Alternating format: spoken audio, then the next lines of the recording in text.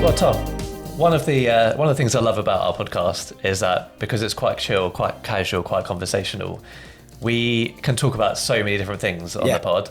And I think today's episode is going to be quite cool because we've got someone who a lot of people are quite familiar with. That's and a lot of people know he's been on many other podcasts, spoken about obviously what he's been doing in the industry, but I feel like we're going to go into something a bit different, and it's quite nice to have the opportunity to do that. Yeah, and I think that's what we've always said, haven't we? Is as much as we love the fact that we get to have these conversations and obviously everybody else hears them, is sometimes they do kind of arise out of maybe a little bit more selfish reasons or conversations that we're excited about. And like you say, there's people that see us or see, anybody who makes photo and video out there, kind of they have this like online, and that's what you think they are. But behind that all, we're still all people that are running businesses, shooting weddings, doing whatever. And I think it's kind of nice to see the balance of that as well. And what you kind of see as you scroll on your phone is not, you don't always see the full picture, do you? Yeah, it's like nice to dive into the people side of things, isn't it, for definitely. us?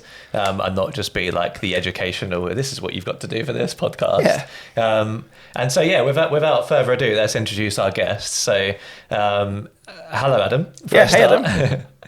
I'll just pretend like I wasn't sat there the whole time, Yeah.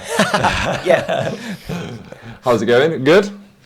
Really good, yeah. Yeah, all good. How are you? Like, for those who are living under a rock, if you can introduce yourself and sort of what you do and, what your style is and that kind of thing for us. Yeah, so we're based out of Stoke-on-Trent in Staffordshire in the UK. Wedding photographer only, no video. But I would say known for the BTS stuff, but then also known for like being genuinely open with a lot of education, free education as well, and just wanted to help a lot of people in the industry get better.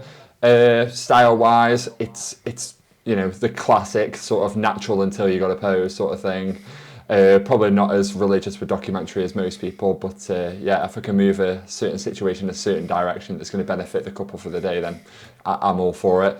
And then my main focus now is just staying local and getting paid as much as I can for it. And I'm sure we're going to talk loads more about that bit of it in a bit.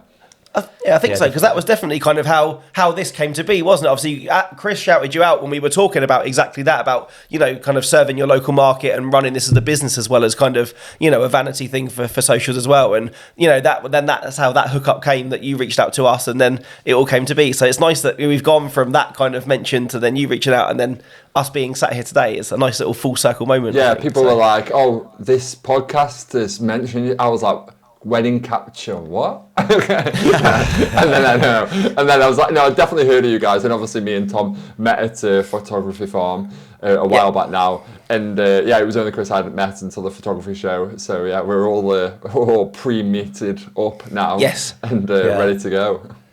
I mean, Adam, I've followed you for a while, and like I don't necessarily I've probably watched like a couple of your TikToks and listened to a podcast with you in.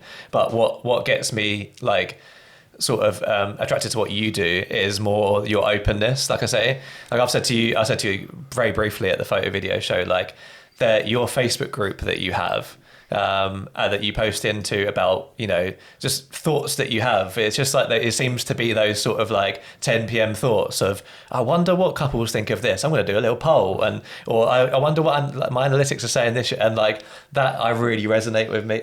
You love a stat and a figure, don't you? And those thoughts. Yeah, I love to track those things, and like for you to come out there and say this is how it's working for me, or this is what I'm thinking of doing, and even before you do it, sort of like put it out to people and think, what are you guys thinking of this? Like that's a really open way of running your business, which I really love. I can remember when I first started doing the education, I was really like panicked. I was like, oh no, everyone's going to just like copy me and I'm just going to make like a million memes, put myself out of the business. And that has kind of been the way with the BTS stuff. I have diluted, like by showing people how to do BTS, I have diluted BTS now, and you guys have spoke at length about that. But with education, I normally find that it like deepens the thought and stuff, and people will comment an opinion on it and not really realizing how much that then gives me fuel for another thought. So if anything, like I get better every time I educate or every time I help someone. So why wouldn't I do it? it's like you're creating like a hive mind, really, aren't you? It's like, even though it's, you know, you're passing down your knowledge, you're getting like opinions from other people in the industry who, like you say, like, well, that chain of thought then continues into something else. And it is one of those things with educating, is that you're going to somewhat create versions of, I get versions of yourself, but you know, like you've heard the podcast. We'll talk about you and Greg from GB Wedding Films, and how everyone's now trying to emulate the 360 video or that thing in some kind of way. But of course that's going to happen because you're sort of, it's what people want to copy what works in a way. I mean, even to the extent where I saw one reel of you or TikTok of you say talking about the word "planded," and now I've got that on my brochure, and my couple was always comment on it. Oh, I love the word "planded," and I just sit there and pretend that I made it out myself, but really it has come from you. So. I didn't make that up. I got it off someone else. So yeah, feel free. I get that, but it's a perfect thing, isn't it? Like you say, I think and you know, some of the reason that we started the pod is like we've always said that I think you can learn from anyone at any level, and the joy of having the conversation and having that openness to share that knowledge around. I think sometimes it's the gatekeeping that makes nobody grow, where we can all share a little bit, we all rise together, and I think that's kind of the perfect example of what you do on your platform and a little bit of what we do with this pod. Yeah, definitely. And I think that deep share as well is always really great. I mean, we're going even deeper today, but like with the finances and stuff like that. I can remember back in the day I used to work at Tesco, used to be a manager there, and you'd hear rumours that X manager was on like so much more than you and things like that, and you know, the only person benefiting from no one talking about money is the people at the top within those kind of industries. So I was thinking if I could bring a bit about that over to photography, and then we could all go, like, how are we making money? Like, you know, what percentage of what we make every year is weddings, and what's print sales, and what's this and what's that? Then it just helps. And I hate this like kind of like sort of like awkwardness around money. I think we should all be like really honest and obvious with it. Like, you know, if we're getting passed down 100k from an inheritance and we buy a bigger house, then we should at least sort of like have that conversation with our friends and family, so that then there's not some kind of stigma around the fact that they can't move house.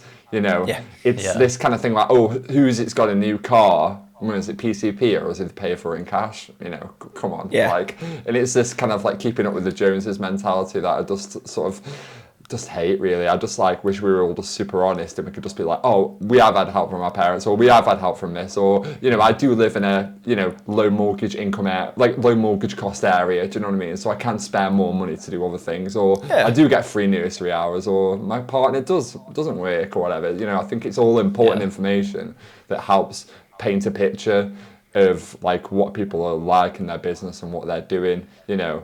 And it's like, and that's why I tend to hate those posts which are like, how was January, like in the Facebook groups, everyone else struggling right now, that kind of thing. But the people that aren't, like, often don't post are not the people posting in those things. The people that aren't struggling are the people who are just ignoring those posts, and so you kind of get the feeding off of the negative energy, like, oh yeah, I'm struggling too, and I'm struggling too. Yeah. Or also the people that then lie. I think there's a lot of that as well, which I think was one of the things that kind of early on in my days where I'd see other people doing really well, or they go, oh, you know, just spent all day fighting off the inquiries and getting through my inbox. And then if you actually spoke to them in person, they go, no, I've only got 3, but I want to make myself look busy. And it's like, yes, that maybe that's a business tactic, but you know how harmful that is for all the other, like, do you know what I mean? And I think that's something which is kind of, once I got smartened up to that not everybody tells the truth in those elements, that to have kind of safe havens of people that you know that will kind of shoot and tell you how it is really, really comforting. But we're honest when we're booking weddings, and we're honest when we've had a dry period as well, aren't we? And we're not trying to be, like you said, when we talk about money and things like that, we're not trying to be grind culture bros. Like,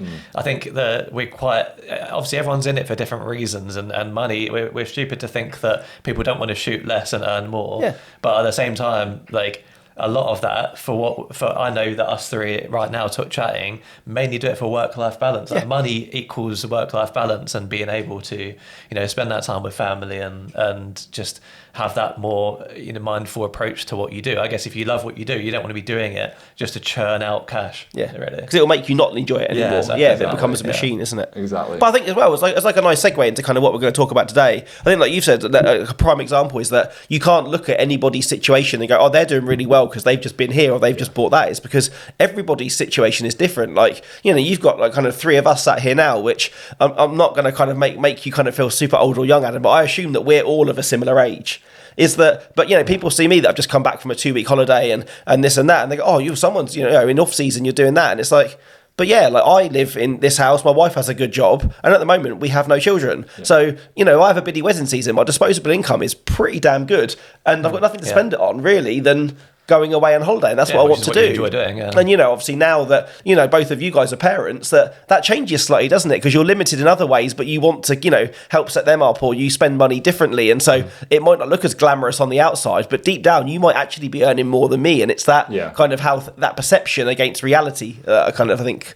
Yeah, do you often get like envious parents? Like I know when I obviously when I was a dink and like going on like 4 or 5 holidays a year, like I'd get envious parents like, oh, you're on holiday again. Yeah. And it's like now I'm spending money on other things which don't look like I'm like living the dream, but I feel like I've got this like disposable income because I'm not going on the holidays. But now parents are like, oh yeah, what's it like then not going on holiday? Do you know what I mean? It's like this. Like, but people that aren't parents like me don't know how much buggies and things like that cost because they are not cheap. And it's like once you start putting money into those, you can easily see where it ends up. Get the bougie buggies. Yeah. This Baby Spice got a bougie buggy. Yeah, we got like those mamas and papas ones that has all the different attachments and whatever. And like it is nice to be fair and good quality, but it's heavy as hell. So the amount of times I tried to lift it over the car in the garage and like scratch the car, it's not good. I've just swapped mine out for like a smaller stroller, and it's like game changing. I'm no longer like doing weights at the gym when I lift it into the boot. You know yeah, literally. Yeah, no, I guess as well though. I guess we're moving into tangents already of wild things though, but like. Both of you are significantly taller than me as well, and I imagine that a buggy's that adjustable to be built for people that are giants like yourself. I mean, like you, like the shoulder stretch on kind of leaning down and stuff. Like, but is that a thing? They do have buttons that like you pick up the handles come further up, but it doesn't come up far enough. It's like with suitcases, you know, when you like you get those tiny suitcases, the little ones, and the handle doesn't come up far enough. So like I'm not even 6 foot. I have to like lean to do those. So I trip over suitcases, buggies, everything. Like it's my life basically. I was talking to my friends about the tall tax the other day, and they were like, what are you on about? And I'm like, mate, you don't even understand. Like this jumper I'm wearing now is not an off-the-shelf jumper. Like it would come down to my elbows if that was the case. Like, do you know what I mean? It's something I'm just gonna live with forever.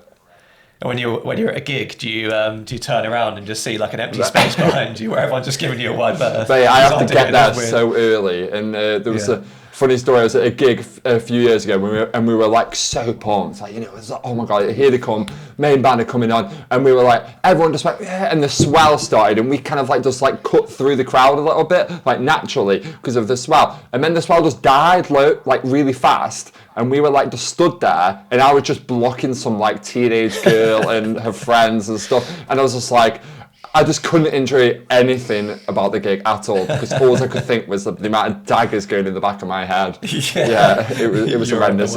For context, you're there with your top hat on as well. Exactly. How tall are you, Chris? I am 6'2", and I look up to you, to be fair. So that was like shocking. It's not often that I when I'm like with somebody, I'm like looking upwards, that you get that sort of like, I was saying to Josh or Tom the other day, you get that like crooked neck where you're looking, it's not down, but like to look at somebody whilst you talk to them. Exactly. Yeah, for the context, I'm 6'7", so it's. It's definitely too tall, and I would happily give some of it up. But, especially in wedding venues when you've got like the low beams and things that the mind your head. I know there's a wedding venue near us. It's got like the prep room is probably is a couple of inches under 6 foot the door to get into it. I've hit my head on it and say, I'm not even 6 foot. So I've done it like 4 or 5 times in one morning. I was like, I'm gonna have concussion for the rest of the day. I have to do a little like kind of like bounce when I go into a room anyway, like any door. Like I have to I have to make sure the split of my legs is like through the doorway. So I'll bang my head. Subconscious thing. But so obviously, like tangent aside, like a lot of people were seeing you on this podcast and probably thinking, here we go, another episode about TikTok. Here we go. But actually, like, just going on from talking about like money and talking about how we run our businesses and work-life balance and that kind of thing, like what we were going to talk to you about today is your journey in starting a family and how it's affected you and your business. And I think that's a really good insight into the person sort of behind the business, because it's been it's been a process for you that probably a lot of people go through, but not a lot of people talk about quite openly. And I know that I'm going to learn some things on this pod as well. So I'm really excited to talk to you about sort of your journey with that and how it's affected the way that you run your business as well. Yeah, so basically I asked for this topic. You guys were like, oh yeah, you should come on the pod. And I was like, yeah, I'd love to. I was like, let's not talk about anything that I normally talk about though, and let's talk about which this. We love, I think I can't remember who it was. Was it your friend Tom who came on and spoke about? Yeah, my friend Katie. And she. And that was a really good, again, like sort of honest-wise, sort of stats and numbers-wise, it's probably not our most successful episode, but I know that obviously like Chris was expecting when that episode came out, and I think some of the genuine messages that we had off the back of that one, that was really useful for people. And I think, again, your journey into that's been slightly different, and I think that's going to speak to a lot of people as well. So again, we're here to have honest conversations rather than ones that are going to do well. And so, we said obviously about getting you on is we always want people to not talk about the thing they've talked on loads of other things about. So, the fact that you're willing to share this story with us, and that's what you approached us with, we're incredibly grateful that that you're willing to share it in a public domain.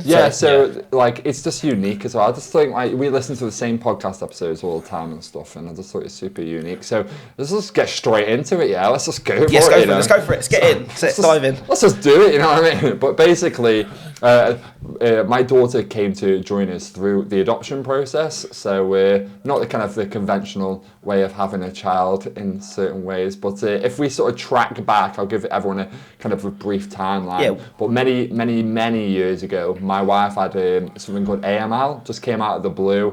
It's acute myeloid leukemia. She was basically in a hospital for over a year. They had to fly stem cells in from another country to save her life.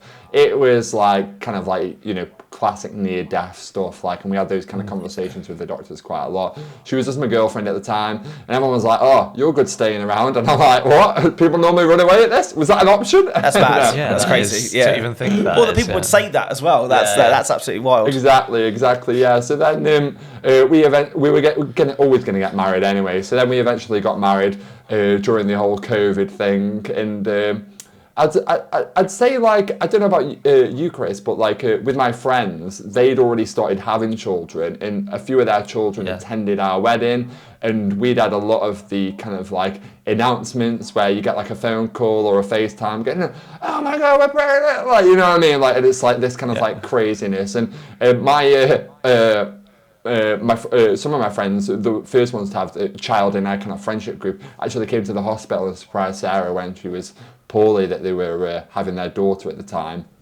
And during all this time, you've got kids flying out left, right, and centre. You know what I mean? So you get to that age, don't you? And then people just start having kids. The questions begin, don't they? Is it the honeymoon's barely worn off? Exactly. It's mainly my partner's friends that were having kids. I think one of her bridesmaids was pregnant and knew about it, and one of her bridesmaids was pregnant and didn't know about it on our wedding day. Because you got married in 2021, the same as you. Oh yeah, I was going to ask about that, Adam. Didn't you reschedule as well? Yeah, so we were 2020 originally. We were going for July, and then we ended up as 2021 for October in the end. And I was a bit gutted. So you had full guest numbers. Say again, sorry.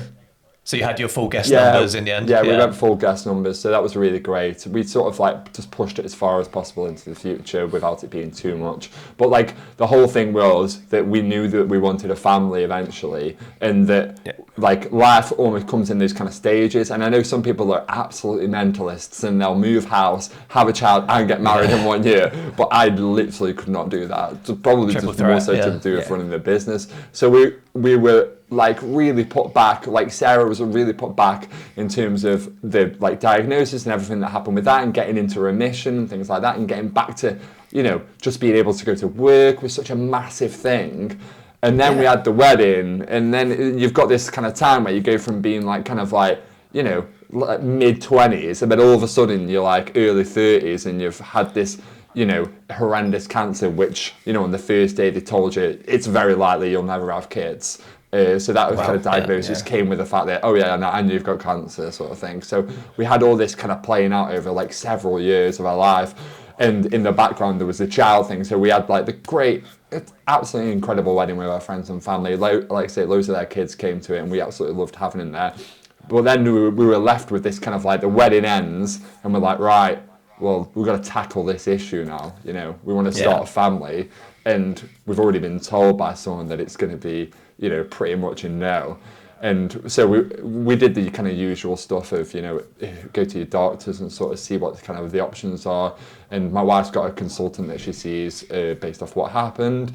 And we sort of got turned on to going to we attended like one of these kind of like online sort of like talks from like family planning, like IVF kind of stuff originally. And we sort of thought, oh, would we even be able to get funding, and would it even work? And we asked those questions. And you know, Sarah's case of cancer is like horrendously like the information involved is just way too difficult. If she ever goes into like A&E and stuff, the doctors there who are absolute professionals have got no idea what they're dealing with. So wow. we were kind of like, when we spoke to the IVF people, we were like, well, she's had this, would this be, you know, would she be able to have a child still? And they were like, oh yeah, we could do something around that. So there's loads of different routes in terms of IVF and stuff. And you know, I don't want to pretend to be a professional in any of them, but we sort of said to ourselves, we were like, right, okay, we're going to get funding for one round. We've got to put money towards it, which is just basically down to what your local county council allows you to do.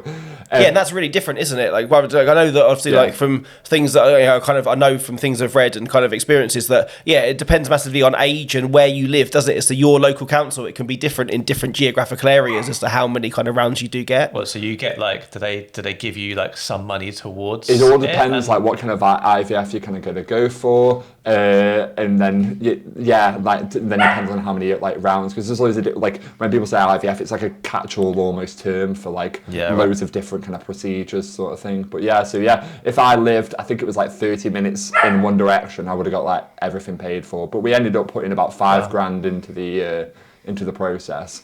You carry on. I've got a barking dog, which I'm gonna. I can't even hear. You carry on. I can't even hear the dog. Background. so they subsidised it a little bit, did they? Yeah. But you still had to put $5,000 of your own money. Yeah, I think it was 70. Like I think it was like almost like $20,000 procedure sort of thing, which is wild, really. So then it's all done through obviously private healthcare and stuff. And I thought it was going to be this really dreamy private healthcare experience, right? You know, like you'd just be really well taken care. You looked after, and it's like nice environment. Just wild, but really it's just like people making a bit of quid on the side. It seems more our experience, and I'm sure there's people who've had much better experiences in terms of IVF and stuff like that, but our experience wasn't a great one, and we didn't really feel seen, heard, and you know, we had to travel like an hour and a bit every time we wanted like to have scans, or we wanted news or things like that. So it was just a horrendous experience. And then imagine like when it doesn't work and the drive back, it was like, I'll remember that drive back for the rest of my life. It was absolutely horrendous. Like, you know, just two people who absolutely love each other can't even say a word to each other. It's just absolutely wild. But that kind of left us then in the position where we were like, we'd had that kind of one round and we were like, well, that's not worked. And we didn't want to get financially trapped and emotionally trapped in the process of just having more and more and more, especially when we were both kind of open to the idea of adoption. Now, if you were to have more and more and more and you were to rely yourself financially to do that, you know, there's nothing wrong with that. You know, everyone wants to become a parent in their own way, and it's all down to like what they think of in the end. But we were really sort of open to that idea of let's give it one go, then let's move on to adoption. And that's, I'm assuming future ones aren't funded, or is it only the first one? Yeah, so like we wouldn't be funded again now. So again, it depends where you live. Yeah, so I have a friend who lives in a much more rural part of the country, and his hospital like funding or whatever, that gave them 2 rounds, but where I live here it is only one. And I think that's the most common, I think, across the UK is one. Yeah. And then obviously again, I guess you can pay for future rounds and keep spending the money, but there's no guarantee that it will be. So you said that the idea of being financially trapped more or less is then kind of that it's difficult, isn't it, to kind of, because it's a thing that you desperately want, but there's still that financial implication. We just like this idea of like putting a number on it before we started the process, because before we became became emotionally involved too heavily in the process, and then we could hold ourselves accountable to that number when the emotion got so high, and we could go, well, we promised ourselves we would only do it. Do you know what I mean? And it's that analytical side coming out already. Again, the way you run your business, but I guess you have to, don't you? It's right next to where my inquiries are booked, and then it's like rounds of IVF allowed, like it's on the spreadsheet. But so then we went on from that to then look at adoption. And we'd got some friends who had already adopted, so we sort of reached out to them and had those kind of chats with them, and we decided this was definitely going to be the kind of way we'd go. And once again, this is completely different wherever you go. So just to have a little bit of a schooling, a little bit of education, there's two ways you can kind of adopt in this country, and that's through voluntary adoption or like a local... through a voluntary adoption agency or through like a local authority.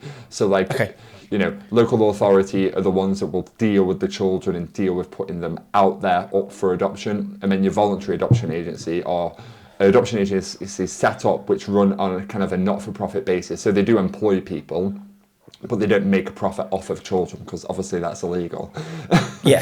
But they basically work to fill the gaps that the local authority are underfunded to fill in a way. So they then pick up extra children and try and position them with certain families around the UK. And you normally get a bit more of a personal service with those kind of things, but they still have to somewhat go through the local authority. So we didn't really want that kind of like disruption, and we just decided to go local authority with when we adopted our daughter. And from that point onwards, it was about a year and a half. So until we actually met her for the first time, which we were told it would be more like 6 to 8 months. So that was already, and if you can imagine now, like people are still having children in our friendship group, like it's like that kind of like background build up and stuff, and and it becomes that kind of like weird and hard conversation, and we eventually told our friends that we were doing this, but we were a bit further in the process.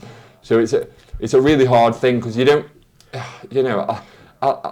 I liken it to loads of things, but we're like moving house at the moment, and this is going to really like put it down to a different thing. But the amount of my friends that are asking me, "Oh, have you found a new house? Have you done this? Have you done that?" And it just becomes really an overwhelming surge of information and communication from people who love and care about you, but really, you're on it. And there'll be news when there's news, and it's the same with when you're getting married. Same with IVF, same with getting married, same with adoption. You kind of want that support and that understanding from your friends and family, but at the same time, you don't want that like sort of constant ask and stuff. So we had to do kind of a lot of education with our friends around like don't ask us anything unless we tell you, kind of thing. We're fine, like that kind of stuff. We just, so what? I don't even know. Like I can't even fathom how the process would start. Like because obviously, like for me, like if you want something, you go onto reviews of these companies or charities. It's not like buying a product, is it? Not like reviews of the people. I know what you mean though. I know what you mean. Charities that are giving it to, like it's not Trump's card of personality.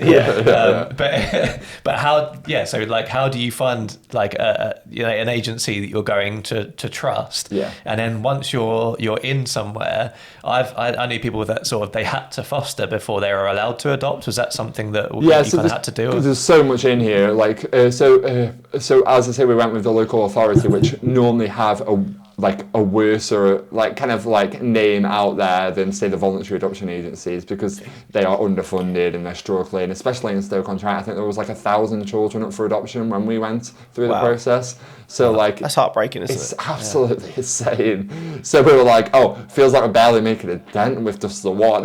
Like it's absolutely ridiculous. So you basically then enter the process with your agency, so like with us, the local authority, and then they would take you through the whole process, which basically involves you being approved first is like the main thing that you go through. I mean, it's not until way further down the road where you actually start being like, like they start bringing children to you in terms of like files, not actual children again, which figure this one.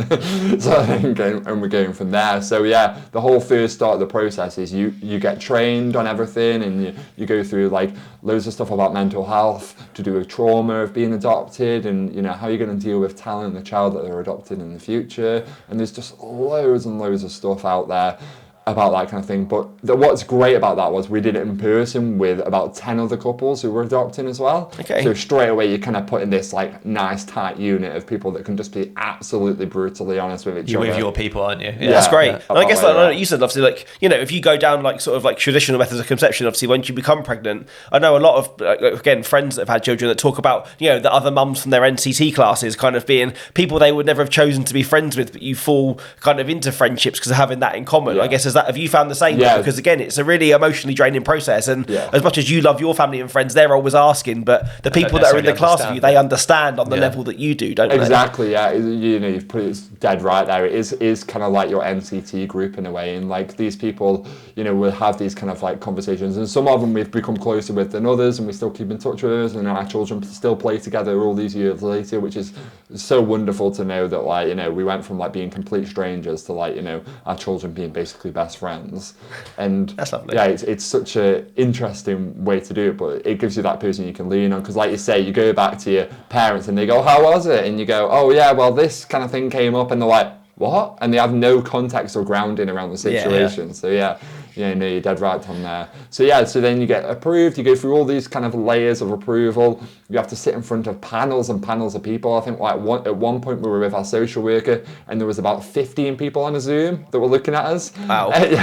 Like being judged. Yeah, basically, yeah. Whereas like, you know, if you were to do this, you know, sort of the natural kind of conception way, you would then obviously just be a decision between you and your partner whether you had a child, whereas now there's like, you know, Joanne from accounting who's just got to sign it just to say she was there, sort of thing.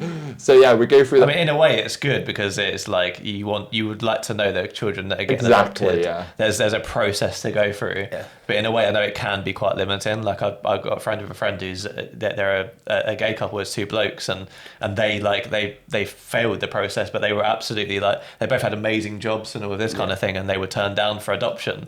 So like I said, they had to go through fostering route and things like that. And but it's like it can fall the other way, I guess, and that like some definitely, yeah, through the cracks. Definitely, I've heard the same as well. Listen to loads of podcasts. As you do, you get sort of consumed in these kind of like areas of conversation, and people can be denied for basically having like really poor support networks and jobs that are too demanding, or like physical health and things like that, or mental health, or even previous partners as well. So they'll interview previous partners. So if you're in like a long-term relationship before the person you're with now, they'll interview that previous person. It's absolutely wild what you have to go through. Like, you think like it's just you sort of never imagine it, sort of thing. But yeah, so basically eventually we get approved for all these processes. I was like, who's not going to prove me, right? You know, we've got to go through. And we go through them, but still every single time it was like kind of like that kind of heart stopper moment, like, oh, we're going to, thanks. Oh yeah, straight away. And you find yourself saying thank you to these people, and you've like never met them before, and it's like, really, I shouldn't really be saying thank you. Like, this process would be easier.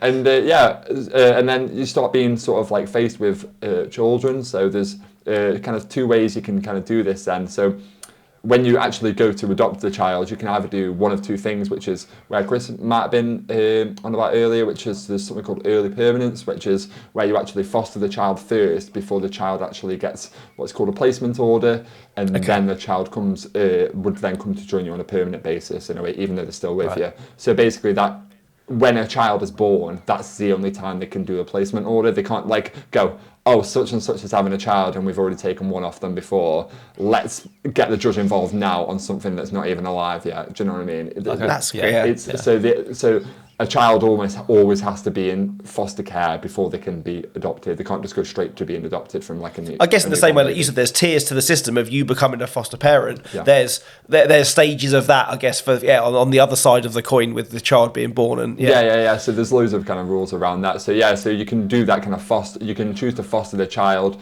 that you're then eventually going to adopt, but there is always a chance that that child could go back because it is in a foster placement, and you know. like, I think I'll put it in a message to you guys. I'll put, like, my daughter isn't lucky that she's got us as a family. That's something people say to me all the time. They go, oh, isn't she really lucky? She's got all this, like, amazing life now, and you're probably going to take her to Disneyland and all this. And I'm like, lucky would be that she was with her birth mum and there was nothing wrong. Like, do you know what I mean? Which is, it's such a strange, like, concept for people to get their head around, and something that really sort of bites hard with me. But do people just assume that, like, the adopted children come from a place of abuse and that I kind think of thing? people just kind of stereotype, don't they? They think of, like, Oliver. Do you know what I mean? That idea that, like, you've saved her from the workhouse or whatever it is, and it's like, that's not, like you say, it's not the case. But then I guess in some of the training that you have, it's really hard for you to think that at some point there's obviously had to been, maybe some bad circumstances on their side, which has then allowed you to become a parent. So kind of, you never want them to have had hardship, but that allows you to fulfill your life goals of being parents, and that it has to happen. It's such a strange issue, because, like, in a perfect world, like, all these children would be cared for by their original birth family. But then would that then mean that you would never be a parent? So you've got this kind of, like, real bittersweet understanding, and then the whole thing around that most children come up for adoption because their birth families just can't take care of them because they are probably uneducated and, like, not very socially educated as well, and sexually educated. So there's all this kind of, like, issues to do with the social construct of the country and the way we look after people who are vulnerable and things like that, and who've got mental health issues.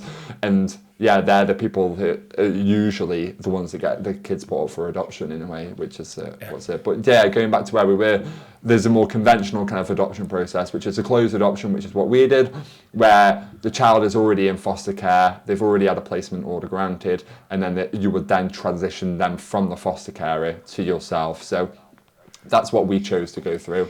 So we basically got shown, you can, in terms of children, and it's always weird talking about this, but there's a database online basically that's behind, like, obviously closed doors that only social workers can access, and they were, you can see you can either get your own login, or, like, as in, once you've been through the process, not everyone, or you can do it with your social worker. And my social worker, she was, like, really emotionally intelligent with us, and we chose to sort of look at a few profiles on there, but didn't want to overwhelm ourselves, because you just get, like, I can still see some of the children I saw on that website, you know what I mean? And eventually we sort of trusted our social worker too, because she'd basically interviewed us separately on her own, together, interviewed all our families, so she knew us, like, incredibly well. So we sort of, like, lent on one of her decisions in the end of who eventually became our daughter. And what would they sort of base their decision on? Like, someone that could integrate into your, like, schedules and household easily? Or? Yeah, because we really laugh about it now, because originally my daughter had characteristics like outgoing on her profile, and, like, how are you outgoing when you're one? Like, like where you going? Who you seeing? Like, what's going on? Where are you off to? Yeah. But there was, and maybe it's the way the profiles are sometimes written that connects with you, and that might not be what the child's like at all. Like, do you know what I mean? So there is always, like, a kind of, like, disconnect.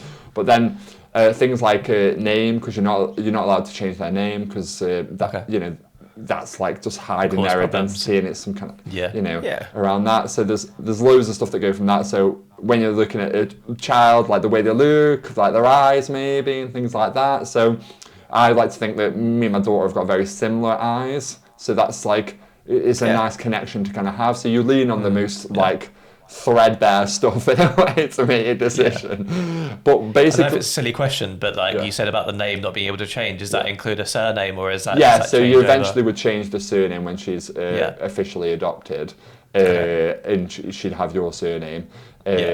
And you can also change, like, middle names and things like that if you want to, or you can keep them. It's just the first name normally, and you can change the spelling sometimes of first name, or if there's an issue in terms of the first name being too unique, like they've called them, I don't know, Concrete Block or something. There's only going to be one child called Concrete Block in the UK. They're going to be pretty easy to find, but it all depends on where the child's come from, and are their parents considered a threat or anything like that, and things like that. So going through all of that was so bizarre, and we eventually decided on the child. And then you get matched with that child. You have to go through a whole process around that, and you're on a Zoom call with 15 other people again, and the child's not even involved. And then you start meeting the foster carer, and you start meeting the people that have worked with the child for all this time, that have been there at, sort of like care moments within the child's life. And then eventually the child transitions to you, and it's basically you have to go live with the foster carer for like a week, and then the child eventually comes home to your house, and the rest of your life kind of starts then.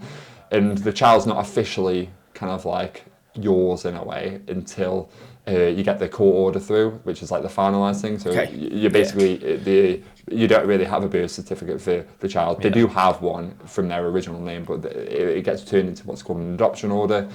And then that gets passed over to yourselves, and then that's when it's like finished, final, done sort of thing. And I can remember the moment where that was done. It was like such a, going back to what we were talking about before, it's such a like bittersweet and weird moment, because like you're kind of like celebrating this big moment in your life, but that's also the worst day for someone else as well, obviously. So it's such this kind of bizarre moment. And I remember we went out for tea. We played it really low key. We didn't like start cracking the cake out and having family around or anything. We just went out for tea as a three. And just enjoyed each other's company, and then just called it a night early because she was tired and cranky and wanted to go to bed.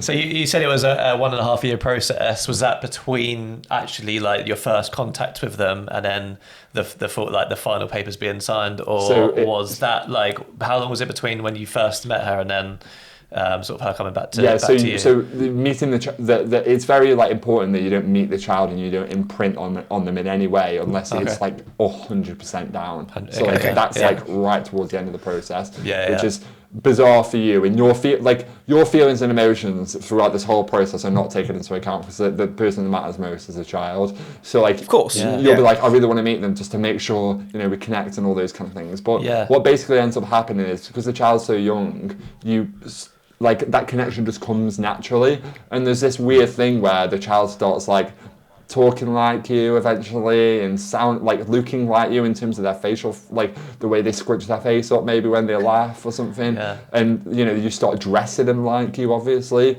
and then all of a sudden you just don't see the fact that this is like not been naturally conceived through one of you. That just doesn't even come into it. It's insanely bizarre. There's so much nurture, isn't there, and like mimicking behaviours and things like that. So I mean, you look at like so many people who have had like kind of like similar upbringings, but then like some of that nurture has maybe not been there, and the kind of like route they've taken in life compared to the route that you have and stuff. I remember like looking back at people I went to school with and thinking we were like the same and we got similar upbringing, and then they've gone off to do something completely different than what I'm doing now, or they've struggled to process through life past high school and stuff.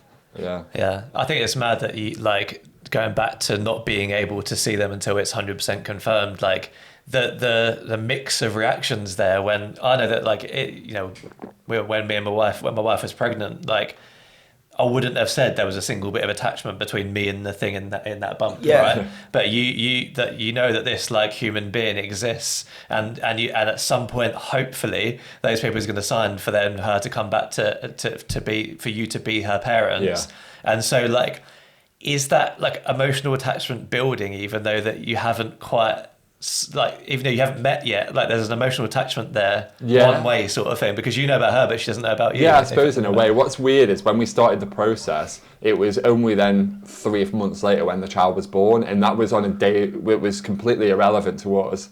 Do you know what I mean? Like we were just kind of sat there at home or whatever, and this child was being born, who would eventually become our daughter, and we had no idea about that, which is I always find bizarre, and then obviously eventually go on. But like that emotional attachment definitely builds, and you start to build like a bit of a picture of what they're going to be like, and then like you almost manifest that into existence subconsciously anyway. Of course, and when they become your child, and you take them home and you start spending time with them. So obviously, like the process and the time that it takes is probably different for everybody. What are you doing in your business at this point? Because it's probably so unpredictable. Whereas like someone who is sort of having a natural birth, I guess, is you know that you after conception anyway, you know that you've got whatever 9 months to be like, okay, I'm going to take a big break from weddings here, or I'm going to make sure I've got no editing here, and you know pretty much exactly how much time you're going to have to do those things and save up money for maternity leaves and things like that. So how are you like planning ahead, not knowing when the when she's coming home with you, basically? Yeah, so that was obviously like something that was really kind of just like, I was like really on edge about that. I was like, it needs to happen in the off season. Like, do you know what I mean? I was like praying that it happened sometime in the off season. And when it eventually did, I was like so incredibly relieved. And like one of the weird like kind of like positives of this whole process has been the fact that, like, you know, if we go way back to when Sarah was told she couldn't have children in the hospital, we'd been kind of knowing that this or a similar route was going to be the way that we would come to have a child.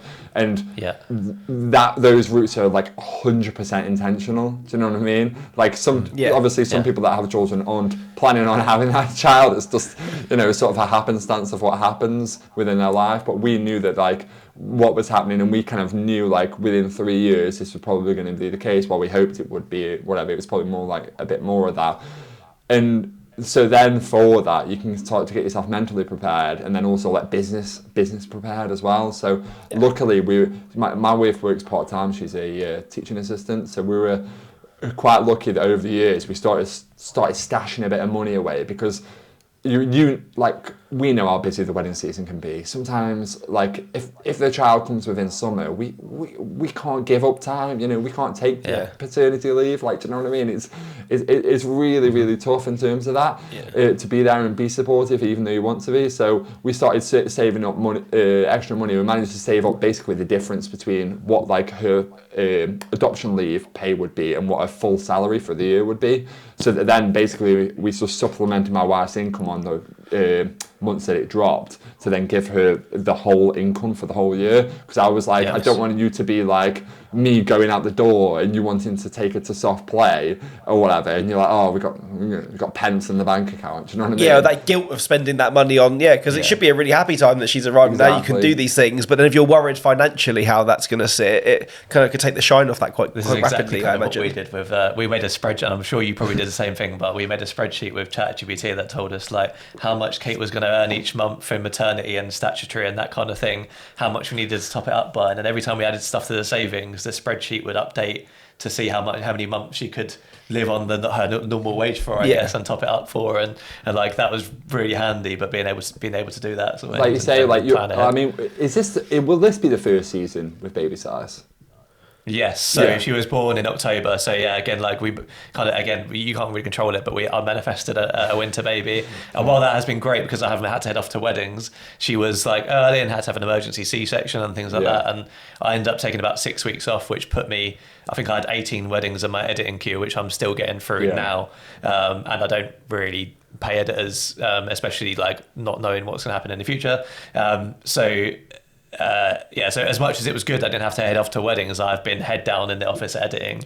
But like you say, in the summer, when the season's on, you don't have a choice. Like you have to go off and do your job, and you probably wouldn't see her all day.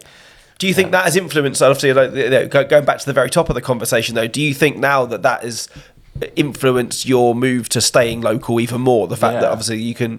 So basically I've been moving this like local thing for the last 3 years, so it's been moving alongside our decision, and you know, family wise and what we kind of want to do. I don't want to be working on the south coast like, you know, every weekend. I want to be like nearish around the corner, and if I am traveling, it's for weddings that really spark my interest, you know what I mean, and really, you know, get me going, or are paying me a lot of money, but it doesn't make it easier in one way or another, do you know what I mean?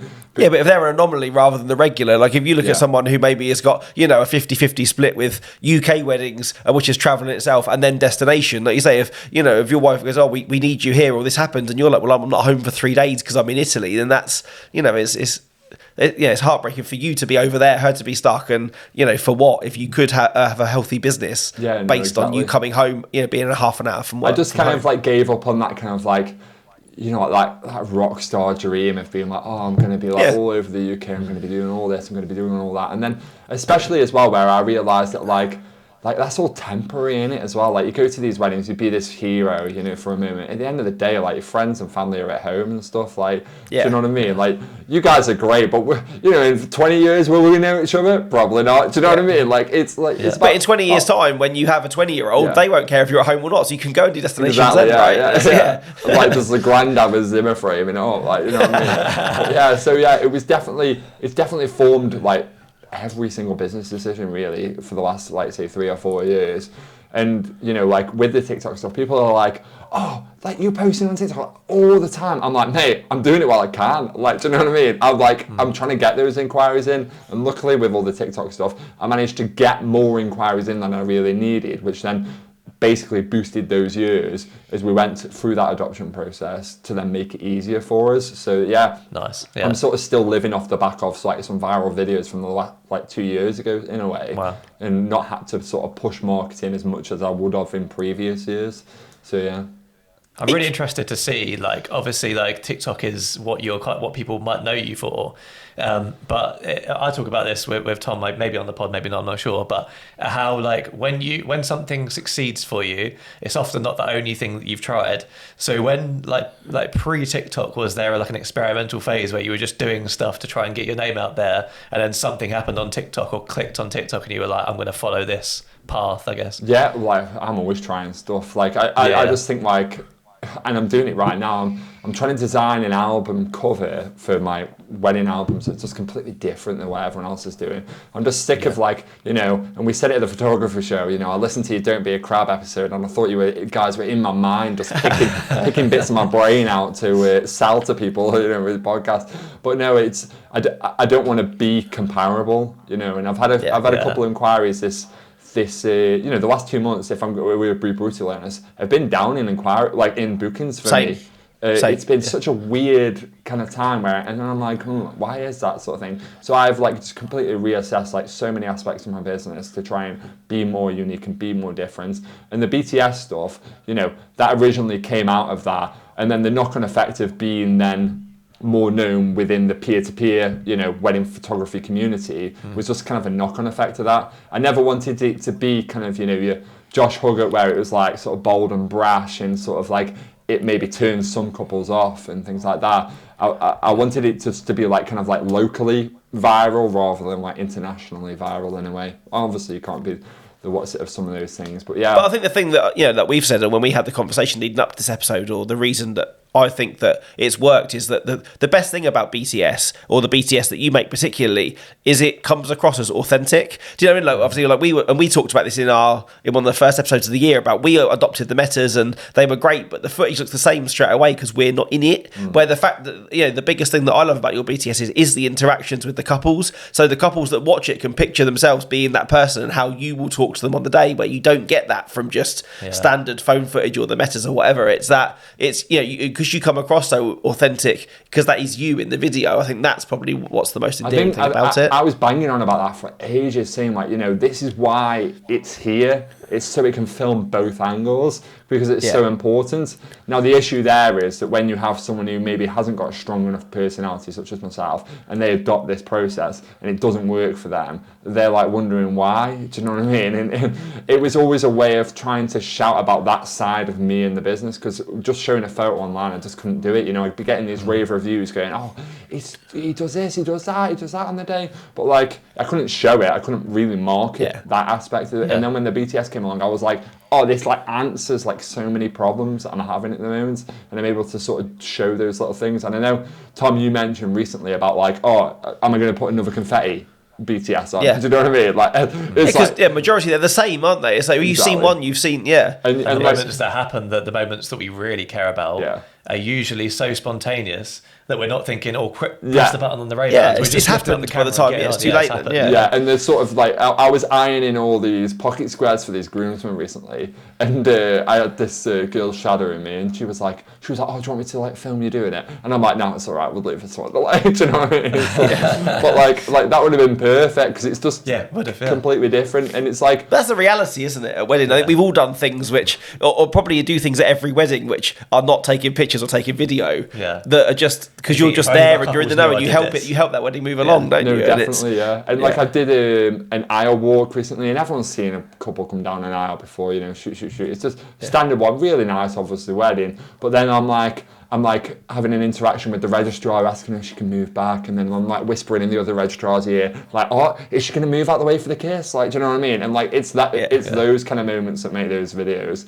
People like their photos, but it's like that kind of like that extra layer of stuff that you just don't normally see. Is most exciting. I saw one recently which I loved, which was like, I think it was a videographer. It was like setting up for speeches in 5 minutes, and it was like people coming up to him like, "Are you ready yet?" And he's like, "No, I need to mic this person." And he's literally like the whole thing of him just running around and like Benny Hill running. I love that. It's just so different, isn't it? Like you say, like everyone's getting the BTS camera and they're all going to click it on when confetti comes up, aren't they? Do you know what I mean? Because it's something you can plan for and something that you know is coming. Exactly. But if you, I guess the benefit of the 360 and audience to 360 over something like the Ray-Bans is the Ray-Bans record for a minute or for 3 minutes. Yeah, right. So you've got to know what's coming to plan that is short, what you're going to record. I didn't realise Whereas that. I guess that you would probably, unless you knew you were about to do something like the pocket of squares or like taking a box of details or whatever it is, then you could keep the Insta360 recording for a period of time and then chop something from that. No, definitely. You can definitely leave it on for 30, 40, even an hour. Like, do you know what I mean? You can go for it. Yeah. But like, what was great about all of this is like, if we go back to what the attachment is, before we adopted our daughter, before that, like I had this 360 on the go all the time. I've got banks and banks of BTS footage that no one has ever seen. It's clipped up, kind of ready to go. And if I want to lean on that at any point, I kind of can, which is like really awesome. And I think that's the greatest thing. And I was thinking the other day, I was like, do I just get a VA, send it all over to a VA, and just get it to chop a load of videos up for me and just make them? I mean, that'd be ours to go forward. But yeah, I think thinking about other changes in the business as well was like, I was like, I'm not going to have as much time. And then that's when like I've spoken quite liberally about this, but like outsourcing my editing as well. Like I don't edit any of my own wedding photos anymore. Like I do my previews and that's it. And then I ping everything off and someone else does it for me. It's been the biggest, time saver I could possibly ever imagine. And I would do it again in a heartbeat. I'd probably even pay double for it, to be honest. That's really interesting to talk about because I often talk to photographers and I get obviously like this is a bit sort of I don't know, kind of productive of me because I like to talk about editors and I'm like I'm so precious about my work that I can't whenever I get a film back from an editor I then have to go in and change things and whatever and I'm like I might as well just done it myself. But with photographers I'm always a bit like, why don't you just send it it's very different, isn't it? Yeah, you're pretty much colour grading really. Like the majority of the work done on the day really, isn't it? Yeah. You said you're going to get rid of Imagine and I was like, and like I know that you're very precious about your work and that you're quite detail orientated, but like in my head, if I'm a photographer, I'm just getting Imagine still because it's like the story. I think the thing I need to do is try and find a more consistent output. That's the problem. I think I found with that one is sometimes it hits the mark, sometimes it doesn't. And if there's that part of me, it's like, well, if I've paid someone to edit it, I want it to come back and me to tweak it and polish it rather than have to go. Some weddings I have to start and do all over again, and some are great. So if I can find a more consistent option, then I definitely would. Yeah, and I think that, or even maybe that I've made some tweaks to my preset that I'm able to do it more consistently first time round. Okay, yeah. It's easier than having that. Is it humans that are doing yours, Adam? Yeah, so I use a combination of Aftershoot, so an AI editor. So basically the process is shoot the wedding, get home, back up. We're then looking at the call, get the call right down. I'm talking like 500 images, 600 images a wedding. I'm promising 400, so undersell, over deliver sort of thing. And then get the preview set off to the couple, so we're talking about 20 previews. Then the whole thing, so you're talking like all those 500, including the previews, go off to my editors. They then edit everything with those previews in mind. So they already know my style. They know that I like, if I have a crop, I like the space at the top and not at the bottom and things like that. Yeah. And they've got all my brushes as well. So like they know that if they're going to use Dodge, it's like this kind of like Dodge that they would use or burn or like anything. Or I've got like a sky replacement one as well and things like that. So, and you can change them as you go. I've just changed my preset this year. I'm trying to change my preset just a little bit every year, so it's like incrementally different. Yeah, just kind of update it. Yeah, and I've just sent a new wedding over. It's just come back. There's like no issues. Whereas like with Aftershoot or Imagine, you'd have to then bank another whatever it is, 10,000 images to retrain the AI. But yeah, it's. And I think again, I don't know if you find this is I think it's a specifically or particularly, we find it as UK wedding photographers, is that our weddings at the height of summer and then our weddings in October and November are so drastically different that you can't use one preset or expect an AI thing to know without having different profiles. So say to have that human elephant, like I really find, that really struggles, that my July weddings to look like my October weddings consistently is, that the settings you put in are very, very different. It's really hard to like get the right line of contrast in a preset that, like you say, applies to that harsh light in the summer, and then that sort of like muddy like shadows in the winter sort of thing. But my preset looks great in the summer, but in the winter it's almost too warm. Like you just feel it doesn't feel right, because you get that warm cozy vibes in the winter, and then you slap my warm preset on and it's just orange. It's like, I've got to change this. I mean, like having a consistent way of shooting has like absolutely saved my bacon with those kind of things, and using things like artificial light to just bump those tones in the winter and stuff like that has been absolute game changer. But I think that's one of the things that isn't talked about enough, is that shooting for the edit is something, especially if you're handing it off, you need to kind of give them a consistent looking set of files from wedding to wedding, so they know what they're working with, isn't it? Like, exactly. I've got rules around shooting. You know, I'll never shoot like with someone with an open window behind them. Like, I just won't do it. Like, I'll always use like LED to like lift people's faces if they're in shadow. There's a certain venue I go to, and if it's a straight couple, the bride always has her back towards like the windows, and she just always needs just a little bit of something on her face, just so that I can recover it in post. There's loads of like different rules I have around them, and obviously I break them every now and again as well. But it's about, like you say, having that consistency that you can then, you know, your preset does look decent, and then someone else can follow it. But they tend to deliver within like a week as well. So like I can super quick. My turnaround's 12 weeks, and that's just from, you know, days gone by when I used to do it myself. But now come like September, I'll have like a queue of 12 weddings or whatever. All I've got to do is cull them and then throw them away and they disappear. So like last year, you know, my daughter, we're going away, we're going to barbecues, we're seeing friends, like in the height of summer, and I'm not worried that I've got a wedding the next day or I did a wedding the day before. And the whole issue of it all being local as well means I'm not knackered. Do you know what I mean? So it's absolute winning. I was speaking to someone at the photography show, and they were like driving 3 hours to a gig, driving back, and then they're delivering twice as many images as me. It's all time. Like, time's like definitely, you know, the income at the moment, isn't it? That's it, and that's why I love building in and looking into the analytics of things, and like what's working for you, what is a waste of time, like what could I be doing to save bits of time here and there, and not just for family time, because it's going to make a huge difference, especially during the summer when, you know, you're probably away at the weekends, or not away, but, you know, a Saturday's are mostly taken up. Like, you don't like that, you know, pre my daughter, I would be working Saturday at a wedding, but I'd still be working Monday to Friday, like getting the edits done and things like that. And now I'm like thinking of different ways to sort of alleviate that, and so that I can spend a couple of days during the week with her and with Kate while she's on maternity leave. But so other than that, like what else? Because obviously for me, like if you're just you're going out to weddings and filming them, then all you've got to do when you get back is culling and then sending them off. Has that given you time for like more of the educational side of things, or what do you focus your time on when you're not at weddings? So that's like a massive thing. So obviously I've got like so much free time now, because like a wedding, you know, when you're editing it takes I think for photo, maybe 2-3 days in different stints. I mean, Tom, what does yours take? Yeah, if I really put my mind to it, I could do it in a day, but I never do, because again, I think probably for me a good 2 or 3 kind of chunks, really. So so if you imagine, like, you know, I'm shooting like 40 weddings a year, so it's like 3 days, so it's like 120 days saved in a way. It's a third of the year, isn't it, really? I spent $3,000 on editing last year as well, and I was like, that's so worth it. I was that is to get time back. And it's allowed me to sort of focus more on marketing as well, like things like that, you know, doing the TikToks. People are like, oh, you're always posting, you're always doing this, and I'm like, mate, I'm not doing this all by myself. And I think that's a common mistake that we always make, is that we try, because we're like, you know, it says sole trader on the on the government gateway or whatever, that we try and do it all by ourselves, and it's just it's getting harder and harder, because the barrier to entry with cameras now is so small. Like anyone can pick up a camera and like take a decent photo. In a way, they can then be trained, I would say, within a week to then be at a similar-ish level and understand things as much as kind of we do.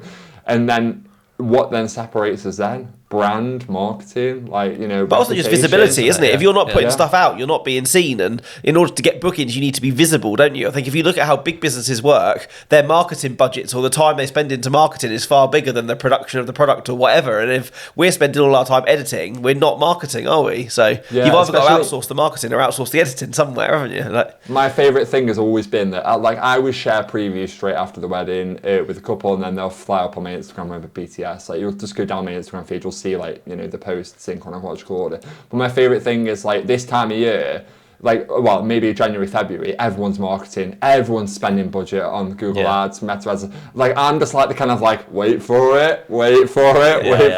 We get to April, everyone starts shooting, it all disappears. And then, like, I start just putting organic posts out there, and I'm booking weddings left, right, and centre because the competition is like nil. Like, because everyone's got a lot of time now. They start putting up like little clips of their weddings and like, oh, here's one I shot last year. Yeah, it's blogging season at the moment, isn't it? Everyone's writing up all their weddings from last year. Let's say it'll soon die off once we start shooting again. But exactly. I think again that's the second biggest lesson, isn't it? That which, you know, is something we say time and time again, or any guest that you speak to, is consistency. Yeah, you know, if you market for 2 months of the year and go really hard, you can't expect that to be fruitful for 12 months, can you? Where if you're constantly you've got a constant cycle of stuff to post, that consistency is going to, particularly on social media, no one sees you the first time and goes, oh, that's a great TikTok, I'll book you. But after the third or fourth one that comes at a certain interval, the trust is there, and then the booking's yours, isn't it? And like you said, we're self-employed. We're like, I've heard it compared to an octopus before, and you have so many different arms, and like you're a website designer, you're a social media person, you're an editor, you're a photographer, and like all of those things are different parts of different heads and hats that you have to wear. Well, we even made those silly reels out of it, didn't we? Remember where it was like, choose your person. It was like, and it was like accountants, and then it was like marketer. And, you know, we know it's a problem, so why aren't we doing anything about it? And that's your headspace. And like part of like, even like having a CRM is one of the arms, really. That's the person or the software that sends all my emails, so I don't have to remember 6 weeks before when it's someone's wedding to send them a questionnaire. And like, so people are willing to pay for a CRM. So there's always other elements that you can do as well. Like you mentioned, a virtual assistant for or a social media person or someone to edit your photos, and all that allows you to do. Like with our senses, if you lose your sense of sight, then your hearing becomes better. Heightens. Since you've got an editor, your website's better now, your actual photography is better because you've got more headspace around editing, your family time is better, and those other things become high end as well.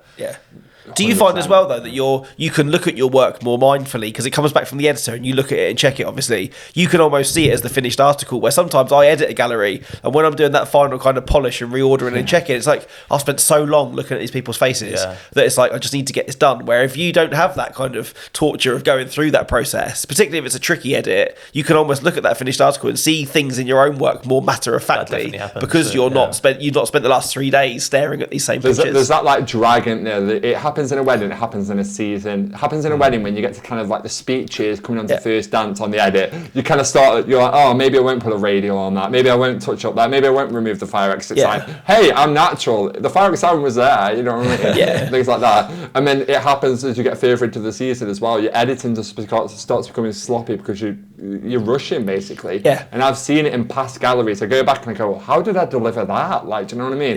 So if anything, the editor is great because that's a consistency thing. So like you said, Dom, it comes back and it's good. I upload it sometimes to Pictime and I go through it and I go, oh, this wasn't actually as bad as I thought it was. Like, do you know what I mean? Because and the editor's done all the bits that I would have done, if not better, and then upload it and I'm like, oh, great little finished article there. On to the next one. Let's go. Also, they can see it much more matter of fact, can't they? Like, do you know what I mean? If you have that one auntie that wrongs you in the day, it's like you ain't making it to the gallery, and it's like I'm not doing anything for you. Where they don't know whether she was nice or not, and so again they just see the picture face value. Yes, it's cool. We'll do that. Tidy it up to your style. Then that kind of, because they're not the one shooting it, that personal kind of, which in some ways can be good and bad, I guess. But on that level, it's definitely a plus, isn't it? It's just a job for the editor. Do you know what I mean? Like, what it is. Like you say, we're like looking in the background going, oh, the brother's giving someone eyes there. Who's he looking at? Like, do you know what I mean? Or whatever, getting distracted. Or like, oh, gosh, look at the event coordinator in the background. How can I take them out? Like, do you know what I mean? Things like that. The story and the hard work with photography has been done by that point. And, exactly. I think you can get like an emotional wouldn't say attachment, but there's something about the way a wedding makes you feel that when you edit it, you feel similarly, I guess. So I find that like really weddings that I really struggled with, even if it was a great wedding, like I was exhausted or whatever it was, or like there was, a speech between every course and I didn't get a break, so I was working like 12, 14 hours, whatever it is, without sitting down, and you get back and you're like, when you open it, you say, I don't want to see that again for a little bit. It's like trauma. Yeah. Or if you just have a bad experience or something bad happens, or didn't get on with the photographer that day or whatever it was, like those little things will come back to you, whereas an editor doesn't see those things. They just see they're immune to all of that, aren't they? I think one last question I've got for you, Adam, before we kind of go into the closing bits of it is, obviously, the fact that, you've still amassed a good following online and kind of, people know your face and stuff. Obviously, when it comes down to the adoption, obviously you're not allowed to kind of share your daughter's name or any pictures of her online or any of that. Through that process, was that ever an issue of you kind of being so kind of online and then that not ever being like a thing? Yeah, so we have met birth parents as well. So we've done that kind of meeting without my daughter. Yeah. So they know what me and Sarah look like. Yeah. And yeah, let's just take it back a bit as well. Like, I'm there on my first training course in a room of 12 people I don't know. Yeah. And I have to stand up and like, oh, you got a question? Yeah. Can I still adopt if, I might be, slightly famous online? Imagine how much of it sounds saying that. And they were like, well, what is it? And I'm like, oh, well, I've just got this and that. And they're like, oh, no, I don't think that would be an issue. And I'm like, you do not understand. My face is everywhere. People see me, and then what's it? It is weird, and we were still allowed to adopt. I think had the birth parents been sort of a problem in terms of sort of like violence or anything like that, then that could have been an issue going forward, and we probably wouldn't have been pinned with our daughter originally. So it's definitely something that sort of plays into it a little bit. And I was like, you don't understand, I'm actively trying to be found by everyone in the world. It's all right her being behind the safety glass of background. And then now, you say, I don't want to put her online, and I don't put any children online now from any weddings, because I just think it's it's their choice eventually when they're older. That's a whole other topic in itself. That was a really good post, though. I remember reading that when you came out, and it was, and it's something that had never ever occurred to me. But I put a carousel out of a wedding, a dance floor from the year, and one of the parents she was a guest at the wedding contacted me and was like, oh, me and my daughter are in the background of this photo, she's not online, can you remove it from the carousel? And I was like, yeah, of course. And obviously and that kind of led to a whole train of thought with me kind of thinking, well, I get consent from the couples, but obviously those guests don't check in with me. And I think probably a week or so later your post arrived about it, and it's definitely left me with some real kind of thoughts about that. So yeah, thank you for sharing that as well. I was like, am I being one of those people now? You know what I mean? I have these big epiphanies in my life where I found out what minimalism was. I started out to adopt a child and things and then I just sort of proselytise my thoughts on them from that point forwards, which I imagine can be overwhelming sometimes, but I just care so deeply about it, and I just think, I just feel like I don't need to show photographs of children to sell weddings, and that was the main thing. I was like, I can show the two main people involved in a wedding and still sell it, and it'd be fine. I still shoot loads of weddings with children in them because I talk about it on my social media and on my, and I talk about my daughter, albeit from a far off, view and playing. Yes. But we still share those same things, so you can still attract people with children, but you just don't have to put them online. But I think there'd be some people that probably thank you for doing that, and now that post lives out there so they know why you don't do it. I imagine for some couples that would be a real plus, to know that basically that their children aren't being used as marketing bait because they're cute. The thing is, I think you've influenced me in a little way of thinking about that more. So I find myself, particularly this last year, messaging couple, if I've made a really cool highlights film, I want to share it. Before, I probably would have edited the kid out and made my own edit and then shared it on Instagram. Whereas I find myself now asking, because as much as I do agree with what you guys are saying, I also think that if the parents are okay with it, part of our job, I always say, grandparents and children are a huge part of our job, and dogs, and to miss out part of that. Do you know what I mean? They'll never be that age again, and to show what I've got this amazing clip of this great granddad doing like making a fiver appear from his hand and giving it to the bride and groom's son. Young son, and like I was like, this is literally everything that we do encapsulated into this 5-second video, but his face is so obvious in it. So I messaged them and was like, is it okay to post this? Because I'm not trying to make I'm not trying to go viral or make content out of it, but it's so. But the fact that it is their son and you're able to do that is one thing. But then if that just becomes another guest's kid that you didn't have the ability to do that, then that's when that quandary comes, isn't it? I'm going to go devil's advocate here. I might lose some followers from this. Everyone's thinking, oh yeah, Adam sounds alright. He's picking on Chris now. What's going on? Sort of thing. No, but I would say then, number one, do the couple realize like how much reach your posts have to begin with? So like I did a clip of some kids like wrapped around the bottom of my legs while I was trying to do a couple's portrait, and that was on my BTS camera, and that clip got like, I think it was like 750,000 views. Like, so there's like, and obviously that's like a cool, neat problem to have from my perspective. But so number one, do they realize how like wide these videos can go? And then like, who's that then for?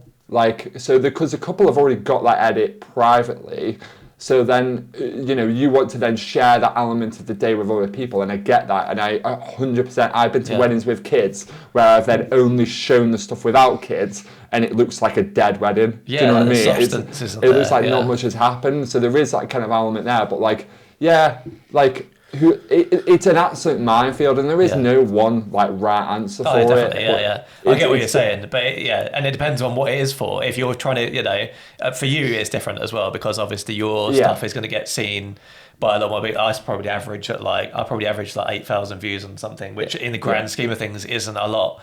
But I mean, it could accidentally go. But to a degree, so you have no control over that, do you? Once you hit post, it's in the hands of the ether, then, isn't it? And you could easily go, that could be your one reel that goes to 5 million or whatever, and then it's a very different problem to have, isn't it? Instagram, like you say, who's it for?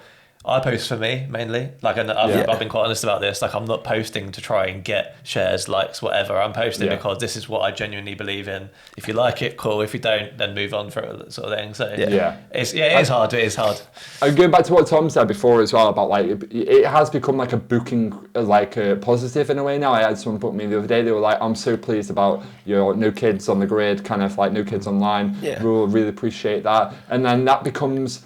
I hope then, and I know that she's told other people that are coming to the wedding, I hope then that those people are then able to enjoy the wedding more, knowing that in a way. And there's been so many occasions where I've been with my daughter, 2 places. We went on this forest school thing, and they had a professional photographer there. I don't know why I'm doing these markers, like someone said about me. But they had a professional photographer there, and my daughter had to wear a special colour wristband so that they knew not to take photos of her.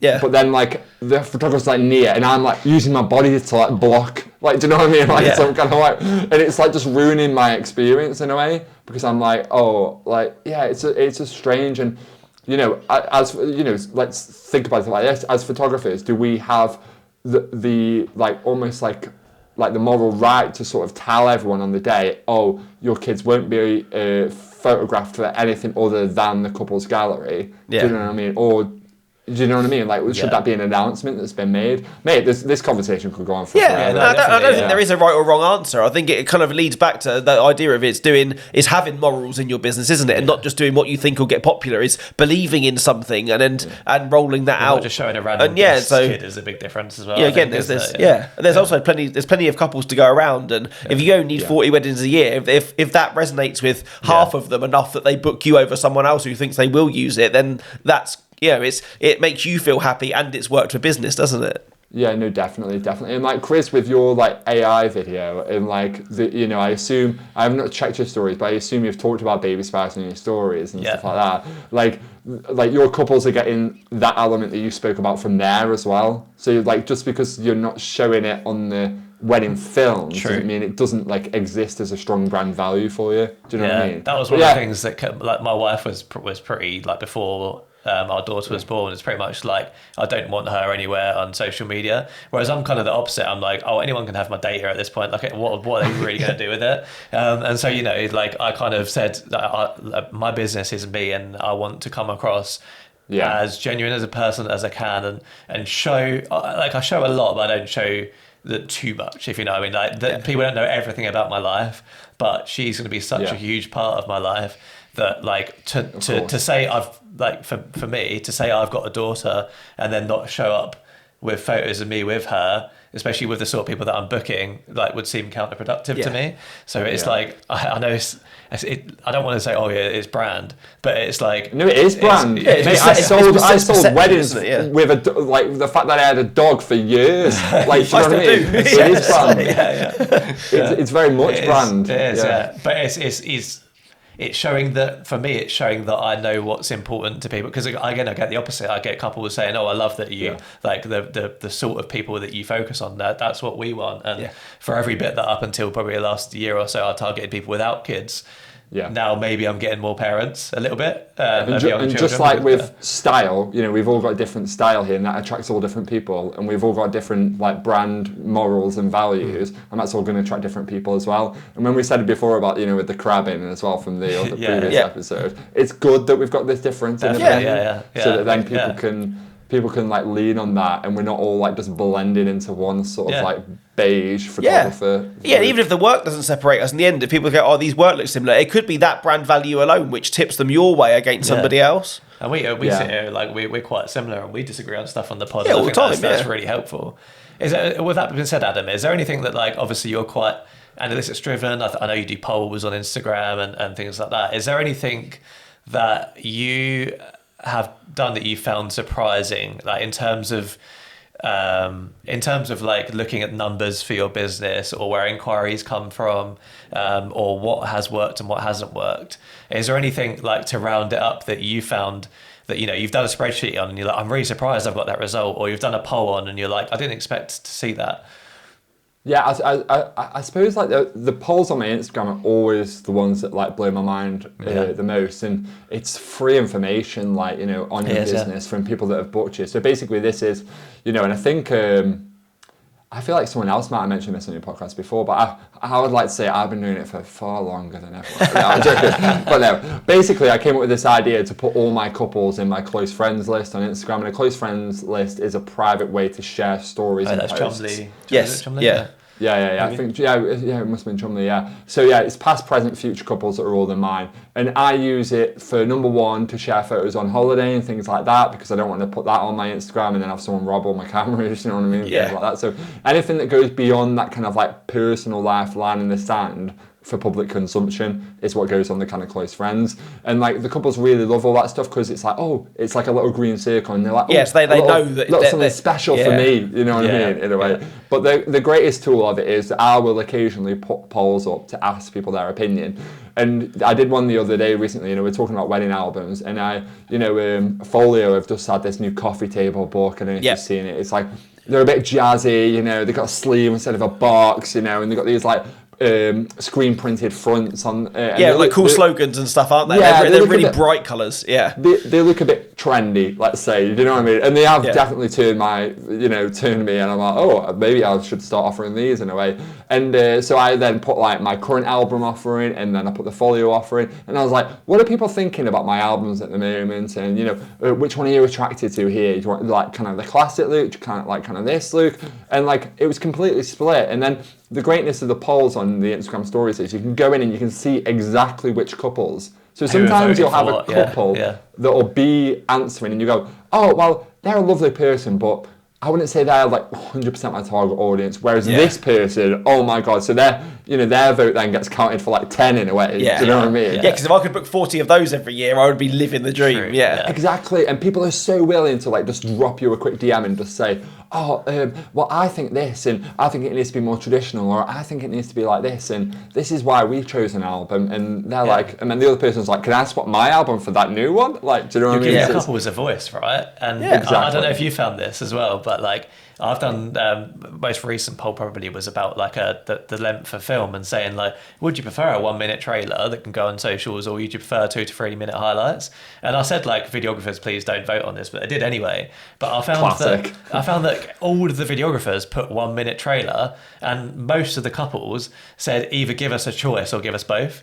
And it's like that was so eye-opening to me that I got messages from videographers like it's all about the teaser, mate, and it's like but is it, or do you just think it is? Clearly, videographers think it's all about the teaser, but the couples want a choice of if I saw all those videographers, like, I would be happy that they actually voted for that, because then I would know that that's what they're doing, and I'm going to do the complete opposite. Like, you're not being a crab. That's it, Adam. So now they got packages so that they can choose. They can choose to get a 1-minute trailer within a week if they want to post on their socials, or they can choose a longer highlights that they'll get slightly later, but it's less of like the social, this is for me marketing edit, and more of like something for them. It's such a strong tool that if you're not using, like, it's madness really. And when it comes down to when it comes down to like your Instagram and the engagement on it, the very foundation of all that stems from all those couples. They should be the absolute diehards on your posts. They like everything, they comment on everything, and if we're not engaging with them back in some way, whether it be through DMs or be through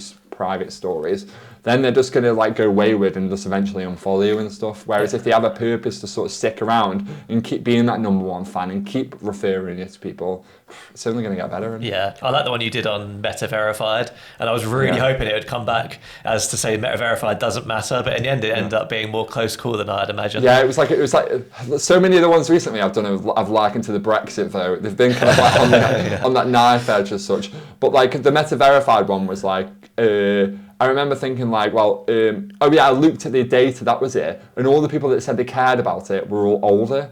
And all the people that didn't care were like the younger, more newer like couples as well. It was just a paid who felt they're more clued up. Yeah, they can almost see through the tick. They've been through the whole cycle of like what the tick actually meant. Whereas the new people are not really bothered too much, are they, in a way? Yeah. But yeah, so I ended up dropping that in the end, and then just give it a go. So you have dropped it, have you? Yeah, I dropped Meta Verified. I was like, mainly because I wanted it in my business bank account, and it was going through my iTunes account, which was linked to my personal card. That was my main reason. But yeah, I was like, I'm just going to see how it goes for a while with this, and then now I can change my profile picture without having to worry about being re-verified and stuff like that. And it's 120 quid a year of unmeasurable marketing. There's no way to figure out how well it's doing for you, really. Exactly. So, like that's another wedding edited for me, because they cost about 90 to 120 quid. So I'd rather spend it on mad. that. It's at least 400, 500 for a video wedding. That's wild, isn't it? That's mad. The difference. Yeah. But again, I think you said, but having that, been able to section it off that way, because that would answer your question then, wouldn't it? It would stop the photographers voting anyway, even though you tell them not to. So you had that kind of natural segregation of only couples on the close friends, and that's a real good hack. Really something I'd never considered. So. I love those little tidbits. That's like what always we come away from this going, that's blown my mind. That's the thing that I'm going to implement or whatever. Right. So we'll round this all up. Like, as you know, because you are a listener of the pod, Adam, which we are incredibly grateful for. We have 2 closing questions to guests that we ask everyone, and we will 100% judge you on your answer as well. So I'll let you ask the first one. Okay. So the first one, which is a little bit more wedding related, is there something, I don't know how often you work with videographers, but is there something that videographers can do or do that can make your life easier as a photographer? We obviously have both audiences listen to this, and so I'm always intrigued in how, what videographers have done when you've worked with them that have made your life easier and gone, do you know what, I wouldn't mind working with you again because you've done this and others might not. Yeah, I think for videographers, it's always like the same 2 things, which is the first one is always like a videographer that sets up against a wall is like and they say like, oh, it's all right to go in front of the camera. I'd rather them set up further forward and I go behind, especially being mad tall as well. I can always shoot over their head as well, so it doesn't really matter with that. And then the other one being as well, like so many times, I don't know if you find this, Tom, but like with speeches, they'll set up so far back, and even the like telephoto lens is like quite wide really for the table, and I love to like literally be on like dad's shoulder sometimes, looking at his daughter, looking at him, do you know what I mean? And things like that. And I feel like they're like, oh, don't worry about getting in the frame, and I'm like, mate, I'm gonna be like in every frame if I go where I normally want to go. I'm so much more conscious of it when I am working with video of sometimes where normally I could get into that spot and then wait for the moment. I feel like it's get in, get out, because I know that I'm going to be blocking their frame. So 100%. So I don't know what the answer is for that one, and I've been that's been like sort of scrubbing my mind for ages, that one has. But I love working with video guys as well. Some that are like similar to me but slightly different and keep me on my toes as well. I really love that as well. That really pushes me. But yeah, that's like that's a tough one, isn't it? Because a lot of photographers, when I meet new photographers, like, oh, you're not going to put your camera like close to the top table, are you? Or whatever. And it's like, no, because I generally do as far away as possible, but I have a 150 lens that just literally just crops basically the person speaking. But I mean, there's a medium to be had. It's near enough that you still feel tight, that we could get near with like a 50 or an 85 and still feel close without blocking either one of us, because if we stand, like you next to someone's tripod, we're not blocking your shot but still getting a similar focal length. So I think there's definitely something to be had. But anyway, I'd always rather shoot like 35, 24, like 50, like for speeches, and just literally be on the floor in front of the table or whatever. And my hair would just be like on every shot, like just like popping up like every now and again, that sort of thing. Yeah, that makes sense. And of course, the most important question that we ask on the pod: do you have a go-to meal deal? So we're looking for like a main, a snack, and a drink. Mate, so I used to work for Tesco. I had 11 years at Tesco. Oh, wow. So you're going to know inside out. So what is the best meal deal? What's the pinnacle of a Tesco meal deal? With this, I'm dying to know. Well, what I'm saying is, I went so long having them that I'm like, now it's like trauma. Like I can't go anywhere near it now. And I can honestly say I've not had a meal deal in years now. And I'm sorry guys, I'm gonna have to like do some kind of like bow out for this question. But, I think with good reason. I think if they're on a triggering level now due to overconsumption, that's fair. Did you have one that you always went to for your lunch break? Was that? It's strange really, because like I've gone through being vegetarian and stuff and vegan, and then I'm back in vegetarian now. So like it's totally different than when I used to sort of work at Tesco. But I can remember my side was always, come on, McCoy's salt and vinegar rich crisps. Yes, mate, cannot beat the Ridge. And then a drink, it would probably be a Lucozade or something, or like maybe a Dr Pepper. And then, but the sandwiches I always used to go for were like the wrapped ones. Like so, I know like it. There's used to do like a falafel one as well. Like, and then there was a halloumi one for a brief stint. But yeah, no, sandwich ones, like, I don't know what it is, but like sandwich bread like that, I find it really weird eating sandwiches that other people have made, like that shape. I don't know what it is. I think it's all these years of seeing someone in Subway press their hand down on the foot-long bread, and they're like, oh, you're crushing all this good air. Coming out of the sides. There's lots to be said for a fluffy sandwich. It's like a wedding drink, isn't it? I feel like everyone goes for Lucozade. It's been really popular. Apart from Adam Wing, I'm going to call him out because I'm so disgusted that he said water. Water, Who gets water with a meal deal? Well, Adam does apparently. If you're having a meal deal, you need to go for financial, strength. Having those expensive stuff. 100%. Good stuff. So we're going to go get our meal deal now. We are. Adam, thank you so much. Like that's definitely going to live as one of my favourite, I think, or most insightful episodes that we've done. Yeah, that was for a good while. Thank you for sharing that with everybody. It's been really nice. Thank you so much for letting me share. And obviously, I've done this episode because like I didn't have like a massive amount of people to talk to about this, especially not ones that were wedding photographers as well. So door is wide open, guys. My DMs are open. Slide straight in. Ask anything you want to ask. It's obviously completely in confidence. We can even set up a call with you and your partner and me and my wife if we want to, and we can talk about the whole process. Amazing. We're more than willing to like give back to make other people's lives easier. So gracious. Amazing. So if you want to tell everybody your links and where they can find you, if they haven't stumbled across you already, I think that'd be a really good place to finish it off. Yeah. So I think starting off, we spoke about the group. So that's called Social Media Wedding Photographer plus Videographer on Facebook. Okay. It's not exclusively about social media, although it does start off that way. It goes off on a bit of a tangent sometimes. And then it's just Adam Lowndes. Lowndes is spelled LOWNDES. Or Adam Lowndes Photography on every single social. Amazing. So we'll link you in the comments and description below. But obviously, if you are listening on the bounce and you want to grab it, that's perfect. So if you listen to this and you feel free to obviously message us and we'll put you in touch, or message Adam directly. Or even if you want to ask a private questions, so you can message the guys and then the guys can forward me the question and then I can answer it and they can send it back to you. Like if you want like that level of anonymity. Anonymity. That's a hard one, isn't it? Especially when we've been talking for an hour and a quarter. That's a hard one to get your tongue around. Yeah. Well, thanks again Adam, for coming on, and to everyone else, thanks for watching. Thanks for listening. We'll see you in the next one. Catch you later.